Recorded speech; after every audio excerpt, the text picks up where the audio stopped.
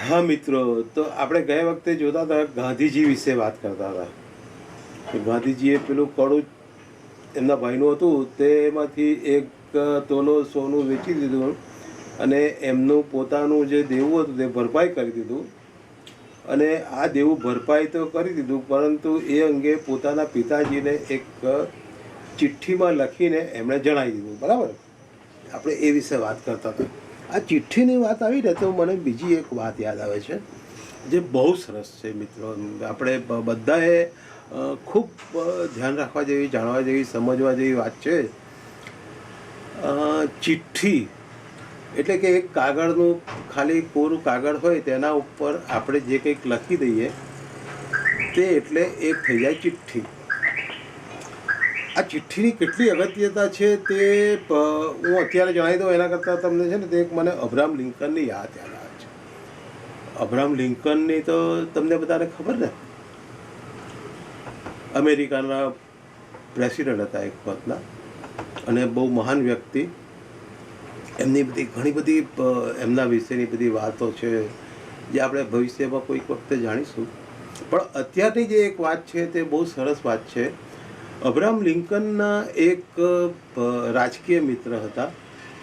રાજકીય મિત્ર હોય એટલે એ લોકોના અંદરના બધા લડાઈ ઝઘડા, ખાવા દાવા ને એવું બધું ચાલ્યા જ કરતું હોય. રાજકારણ વિશે તો આપણને બધાને ખબર જ છે.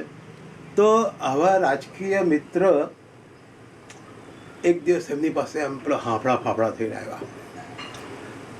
અબ્રાહમ લિંકન તો શાંતિથી બેઠેલા. પૂછ્યું કે શું થયું, શું થયું, શું, કેમ આમ તેમ બહુ આજે ગુસ્સામાં છો?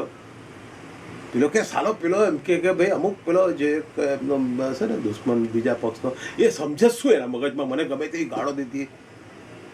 અબ્રાહમ લિંકન કે શાંત, ના ના ના, મારે શાંત કેવી રીતે રહેવાય? એમ કે એ મને ગમે તેમ ગાળો દઈ જાય, ગમે તેમ આપણા વિશે બોલી જાય, આપણે ચૂપચાપ બેસી રહીએ, આપણે કરવું કે જોઈએ કંઈ એમ બધું કહેવા માંડ્યું. અબ્રાહમ લિંકનને થયું કે કંઈક ગરબડ છે, એટલે એમણે કહ્યું ભાઈ બેસો તો ખરા તમે. પેલા કે ના ના, મારે કંઈ બેસવું નથી, મારે એને હું એને જઈ છોડું દઈ, એને આમ કરી નાખીશ, તેમ કરી નાખીશ.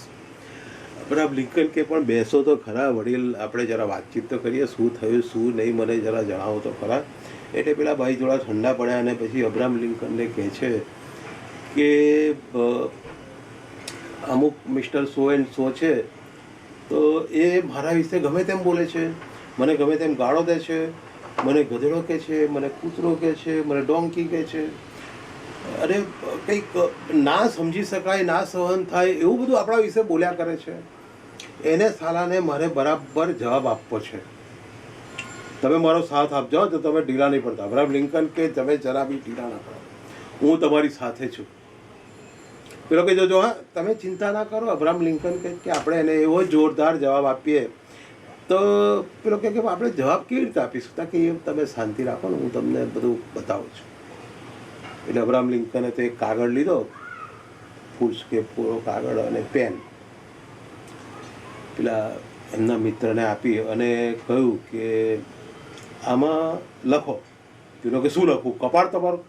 પેલો કે લખો ભાઈ, ભલા માણસ, હું તમને કહું છું તે પ્રમાણે લખો તો ખરા એક વખત. તો કે બોલો ચાલો. પેલા માણસનો ગુસ્સો શાંત થતો નહોતો.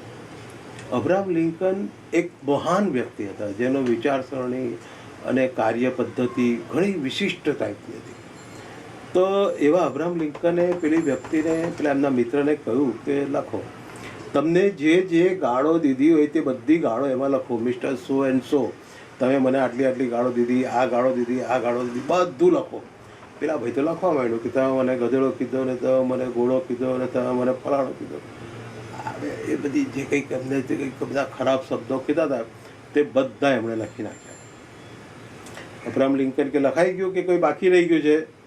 કે ના ના, કશું બાકી નથી રાખ્યું, બધું લખી રાખ્યું. ઓકે, અબ્રાહમ લિંકન કે હવે એક કામ કરો, હવે તમે જે કંઈક એને કહેવા માગો છો તે લખવા માંડો.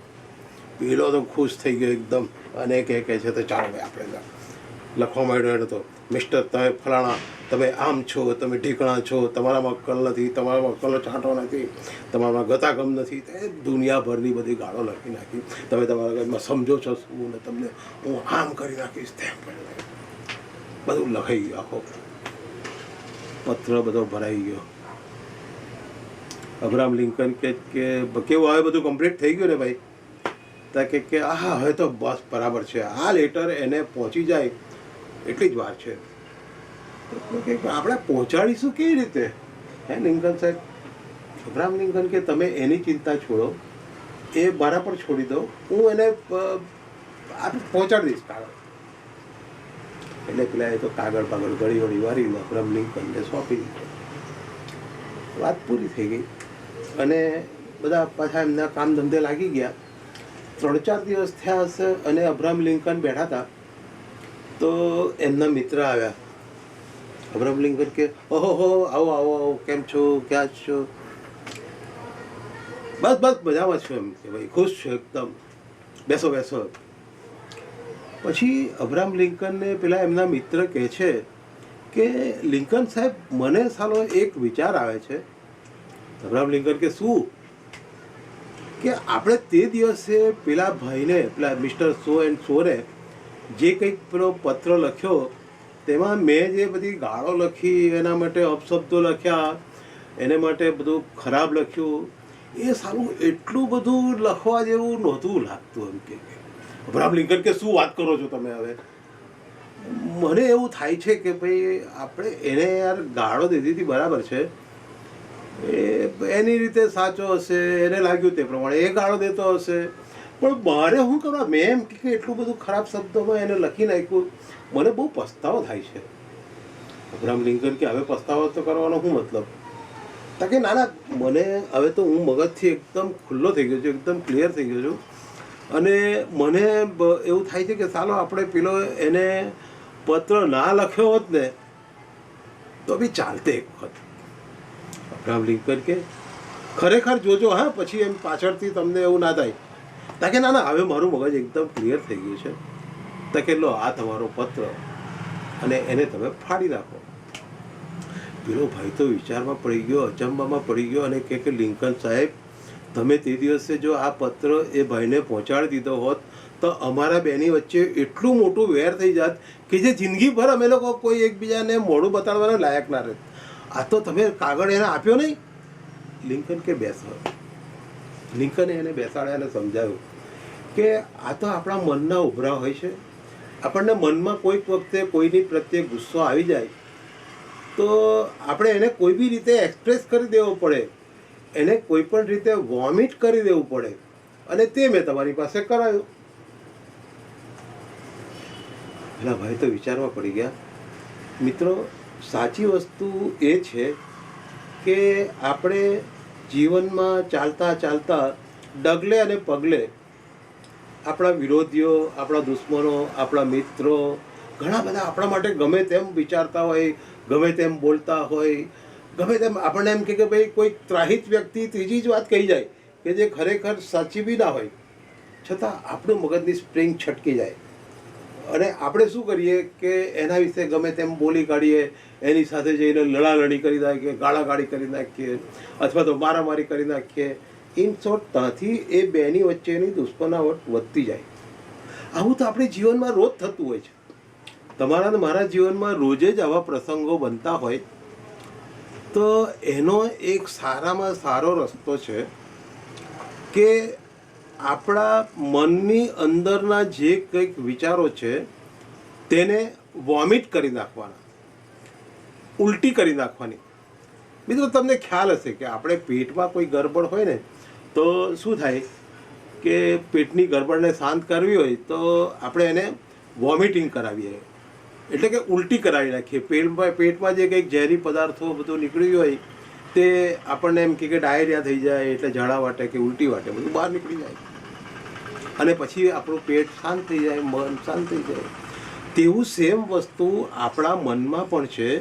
આપણા મનમાં એવા બધા ઘણા બધા વિચારો, ઘણી બધી વાતો, ઘણી બધી અર્થ વગરની વાતો, ઘણી બધી ખોટી વાતો એવી બધી ઘર કરી જાય છે. અને એમાં બી આપણા માટે કોઈ ઘસાતું બોલ્યું હોય, આપણા કોઈકે ખરાબ કર્યું હોય, આપણે કોઈકે આપણને દુશ્મન જેવો ગણ્યો હોય, આપણી કદર ના કરી હોય, આપણે એમ કે એને માટે ઘસાઈ પડ્યા હોય છતાં એ આપણા માટે એમ કે જરાક પણ સારું ના બોલ્યો હોય, આવી બધી વ્યક્તિઓની તો લાંબી લિસ્ટ થાય. અને આપણને એ જ વસ્તુ મનમાં સંગ્રહી રહે, અને એ જ વસ્તુ આપણને મનમાં જેવી સંગ્રહી રહે કે જેને લઈને આપણને જીવન જીવવાની મજા નથી આવતી. એક વાત કહું મિત્રો, જો આ એમ કે છે ને તે બધા કવિઓ જો કવિતા ના લખતા હોત તે તો બધા ગાડા થઈ ગયા હોત. હા, સાચું કહું છું. એ લોકોની કવિતામાં એમને જે દિલમાં દર્દ લાગ્યું છે, દર્દ એટલે એમ કે એમને કોઈ પણ હિસાબેનું દર્દ લાગ્યું હોય, કોઈને પ્રેમમાં પછડાટ ખાધો હોય, કોઈકને સગાએ દગો દીધો હોય, કોઈને બધા ટૂંકાણમાં આપણી જિંદગી છે રોજબરોજના એમાં આવું કંઈક ને કંઈક ચાલ્યા જ કરતું હોય, તો એ બધી જિંદગીની પડોજણમાંથી બહાર નીકળવાનો એક સારામાં સારો, ટૂંકામાં ટૂંકો, સહેલામાં સહેલો અને શેપ જો કોઈ રસ્તો હોય ને તો મારી દ્રષ્ટિએ આ પત્રલેખન છે. આ પત્રલેખન એટલે એક સાયકોલોજીકલ એપ્રોચ છે, એ સાયકોલોજીકલ ટ્રીટમેન્ટ છે. એટલે મિત્રો આપણને પણ આપણા જમાનામાં પહેલાં એવી વાત સાંભળતી હશે કે છે ને તે લોકો રોજ ડાયરી લખતા. સાંજે ડાયરીમાં શું લખે કે આખા દિવસમાં જે થઈ ગયું હોય તે બધું લખી નાખે, એને ડાયરી કહેવાય. એ ડાયરી લખે એટલે શું થાય, એના મગજમાં જે કંઈક પીન ચોંટી ગયેલી હોય ને તે બધી રિલીઝ થઈ જાય. આપણા મનમાં કોઈક ને કોઈક કારણસર પીન ચોંટી જ ગયેલી હોય છે. મેં તમને કહ્યું તે રીતનું કે આગળથી આપણને કોઈકે ખરાબ કીધું હોય, કોઈ આપણું કોઈ સારું બોલ્યું હોય, આપણું કોઈ સારું કીધું હોય, કોઈ વખાણ કીધા હોય, તે તો આપણને યાદ રહેતું નથી. આપણે જે સારું જોયું હોય તે આપણને યાદ રહેતું નથી. આપણે જે ખરાબ જોયું હોય, ખરાબ એ કર્યું હોય તે જ યાદ રહે છે. તો એને કાઢવા માટેનો સારામાં સારો રસ્તો મિત્રો, એક કાગળ અને પેન્સિલ, પેન, રફ કાગળ. હા, આપણે કોઈ સારો કાગળ લખવાની જરૂર નથી. એના ઉપર કોઈને વંચાય કે ના વંચાય તે રીતે તમારા મગજમાં જે કંઈક વિચારો ચાલતા હોય તે લખવા માંડો. તમને મારા વિશે ધારો કે એક દાખલો આપું અને મારા વિશે તમને બે સમજ થઈ હોય, ગેરસમજ થઈ હોય, મને જે ગાળ દેવી હોય તે કાગળમાં લખી નાખો કે ભાઈ ભૂપેન્દ્ર પંચાલ તો આવા છે ને, ભૂપેન્દ્ર પંચાલ તો તેમ છે ને, ભૂપેન્દ્ર પંચાલ આવું કર્યું, ભૂપેન્દ્ર આમ કર્યું. જેટલી ગાળો લખવી હોય તેટલી બધી લખી નાખો. જરાક બી ઢીલઢાલ કર્યા વગર તમારા મગજમાં આવે તે, ના આવે તો આજુબાજુથી ખોડીને બી બધું લખી નાખો. પછી એને આપણે કોઈને બતાડવાની જરૂર નથી, કોઈને વંચાવવાની જરૂર નથી. બસ આપણે એ પત્ર ત્યાં પૂરો થઈ ગયો અને એને ફાડી નાખો. બસ થઈ ગયું, મગજ હલકું ફૂલ. અરે આજકાલ તો કોમ્પ્યુટરને આપણો મોબાઈલનો જમાનો, કોમ્પ્યુટર ઉપર વર્ડ, એક્સેલ કે ભાઈ વર્ડ ખોલી દો અને બેસી જાઓ લખવા માટે કે ભાઈ ચાલુ કરી દો. મિસ્ટર ભૂપેન્દ્ર પંચાલ, આજે તમે ખરાબ કર્યું, તમે ઢીલું કર્યું, તમે કામ કર્યું, લખી નાખો, ડિલીટ કરી દો. હુ કેર્સ? બરાબર કે નહીં? તો આજને આપણે આ છે ને તે થોડુંક લાંબુ થઈ ગયું છે, પણ પછી બીજી વખત જોઈશું. પણ ખરેખર અજમાવવા જેવો એક પ્રયોગ છે, સાયન્ટિફિકલી પ્રોવન છે, અને આપણે એને અજમાવીશું તો મિત્રો ખરેખર યાદ કરશો તમે મને, અને મનથી હલકા ફૂલ થઈ જશો. આપણે બીજી વખત એના વિશે ડિટેલમાં થોડી વાતચીત કરીશું, પણ હમણાં તો આટલું જ બસ છે. Take care. તો એક કાગળ લઈ લો, પેન લઈ લો અને લખી નાખો. તમારા મનમાં જે કંઈક આવતું હોય તે, સારું આવતું હોય તો સારું લખીને એને સંગ્રહ કરી રાખો. કોઈક દિવસ કામ લાગશે, ચિંતન થશે.